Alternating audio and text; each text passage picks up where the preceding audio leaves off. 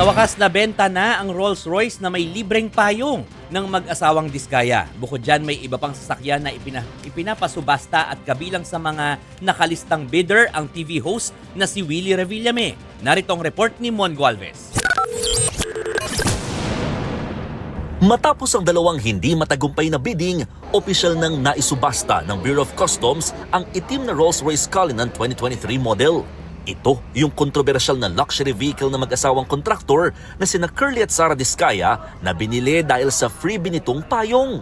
Ang lone bidder na si Pio Velasco ang nakakuha ng mamahaling sasakyan. Siya ang founder at CEO ng Igorot Stone Kingdom Incorporated sa Baguio. Hindi maitago ang saya ni Velasco dahil pangarap daw ng kanyang namayapang ama na magkaroon ng ganitong sasakyan. Nanghihinayang din daw si Velasco kung masisira lamang ang sasakyan na isa raw sa naging daan para madiskubre ang flood control scandal.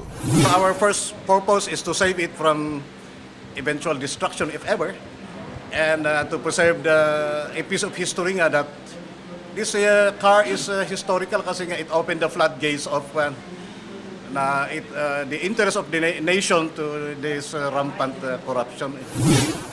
Mula sa mahigit 29 million pesos na floor price nito, lampas 1,000 piso lamang ang dinagdag ni Velasco sa kanyang bidding.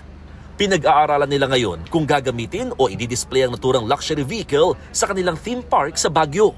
Bukod kay Velasco, may dalawa pang registered bidders na nakapagsumite ng mga dokumento at nakapagbayad ng registration fees. Kabilang dito ang TV host na si Willie Revillame. Yun nga lang, parehong hindi nakapunta ang dalawa sa tinakdang oras ng bidding. We could not delay the proceedings kasi gusto nga natin very transparent tayo.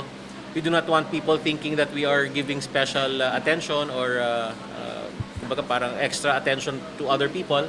So we had to stick with the timelines. Paliwanag ng Bureau of Customs, muling isasalang sa public auction ang mga hindi nakuwang luxury vehicle. Kabilang narito ang 7 iba pang mamahaling sasakyang pagmamay-ari ng Diskaya. Sabi ng Bureau of Customs, aabot ng hanggang 20% depreciation value o pagbaba ng halaga kada taon ng mga kada luxury vehicles na hindi naman nakukuha sa public bidding. Yan ay lalo't exposed ang mga ito sa iba't ibang elemento gaya ng init at ulan. Pero aminado ang ahensya, posible na nilang pag-aralan ng pagpapatupad ng direct offer para sa mga sasakyang 2 beses na nadeklarang failed ang bidding. Kabilang dyan ang Bentley 2022 model na mga Diskaya at 2 Bugatti Chiron na pinaniniwalaang konektado sa illegal na pogo. Hindi bababa sa 140 million pesos ang floor price ng kada unit. Sa ngayon, isa lamang ang sigurado, hindi raw sisirain ang mga luxury vehicles kahit hindi maisubasta. Bukod dyan, sunod namang i-auction ang mga nakumpiskang luxury vehicles na konektado umano kay dating Congressman Zaldico. Hinihintay na lang daw na ilawas ang warrant of seizure and detention para rito. Nagbabalita mula sa Frontline, Mon Gualvez, News 5. Mga kapatid, ako po si Ruth Cabal. Dito tayo sa totoo, dito tayo sa True FM.